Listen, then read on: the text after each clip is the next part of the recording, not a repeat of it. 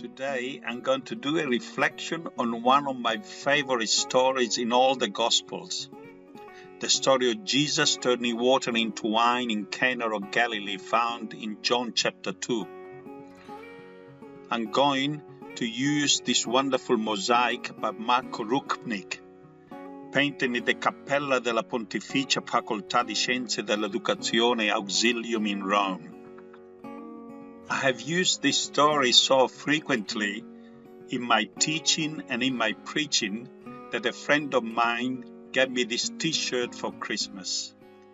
Any guy who can turn water into wine is a friend of mine. It is important to notice the context of this work of art. It is not a work of art standing on its own in a gallery. It is an altarpiece and forms the background to the liturgical space for the celebration of the Eucharist. In this context, Marko Rupnik is telling us a very big story. Actually, he's telling us a never-ending story, encompassing all human beings and all of creation. Let me explain.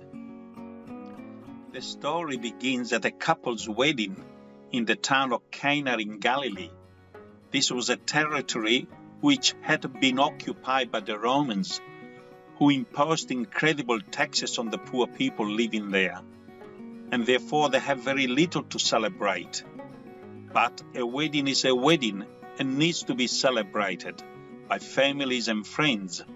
And so Jesus, Mary, and his disciples had also been invited to the wedding.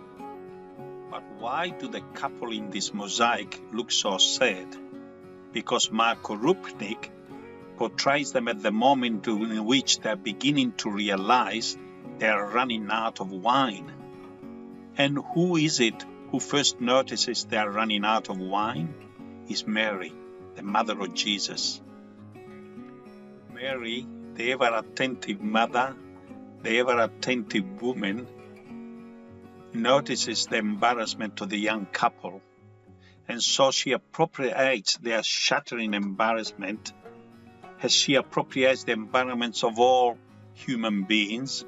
She appropriates the pain of others and presents it to Jesus with a simple statement, not a command, not a directive. They have no wine, because she knows that only Jesus can help in a situation like this. Jesus' answer to her sounds rather disconcerting to our Western ears.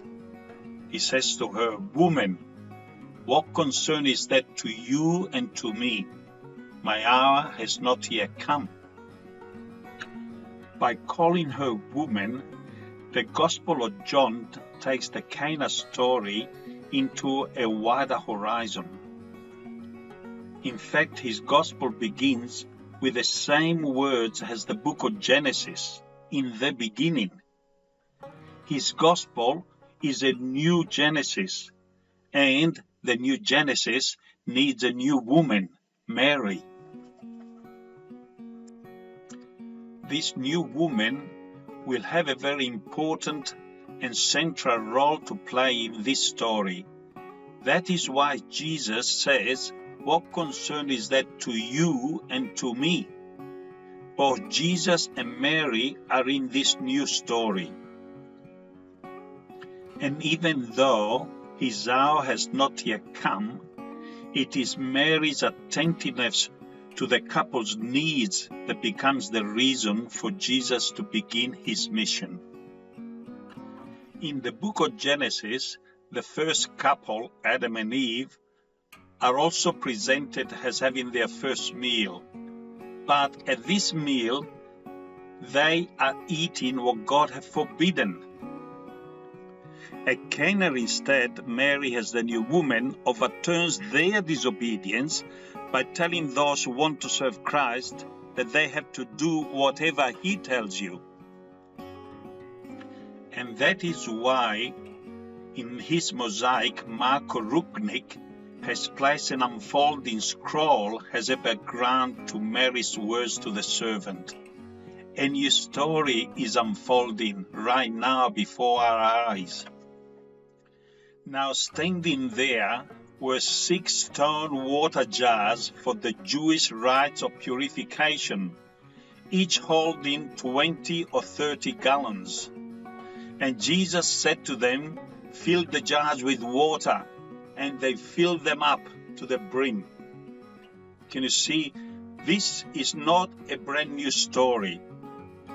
This is the continuation of the old story. The jars had been used already for purification. They contained the water that all the guests to the wedding that would have used to purify themselves before the meal. And now Jesus completes this story here by asking them to fill them up to the brim. And when they took it to the chief stewards, the water had turned into wine. Can you see what John's Gospel is trying to say to us readers? That Jesus brings newness to the old story of how God related to us human beings. With Jesus, the old water of purification becomes the wine of abundance, blessing, and celebration. In the story, only 6 stone water jars are mentioned. In the Jewish mentality, 6 is a sign of incompleteness.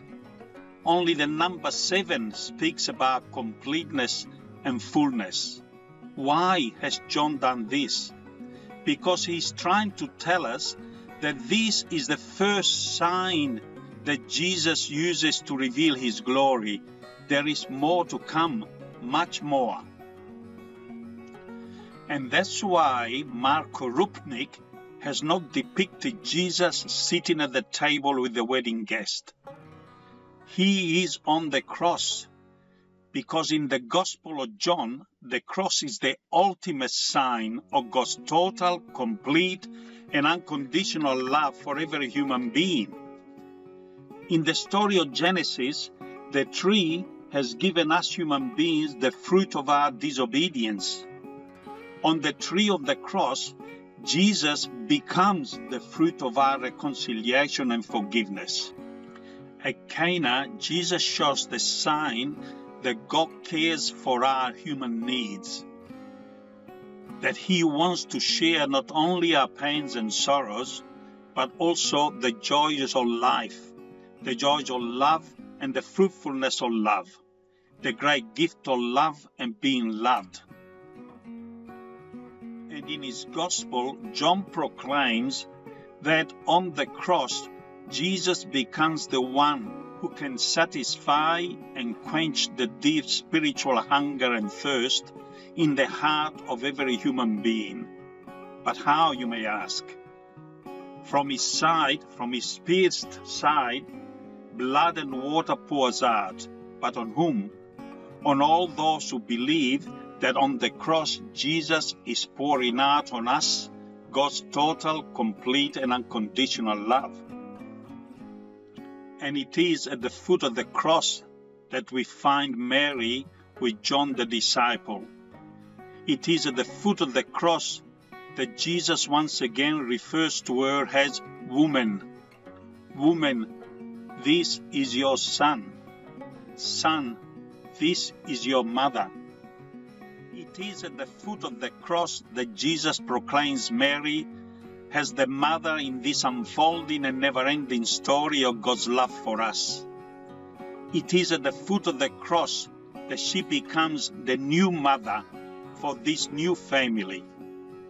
And it is with her that we gather around another table, the table of the new meal of the Eucharist, to remember, to celebrate, to be fed and to be quenched with the spiritual food and drink of his body and blood. But the story does not end at the table of the Eucharist.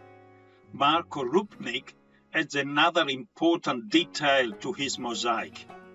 It is the image of St. Mary Mazzarello, who with St. John Bosco co-founded the Daughters of Mary Help of Christians, the Salesian sister, because this chapel is part of the Salesian Sisters University in Rome.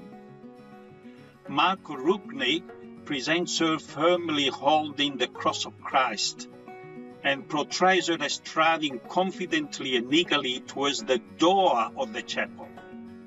Mary Mazzarello leaves the table of the Eucharist to pour out her life, to pour out the blood of her love for all, especially for the young, who hunger and thirst not only for material food, but especially for the young, who hunger and thirst for the spiritual food and drink that only Christ can provide.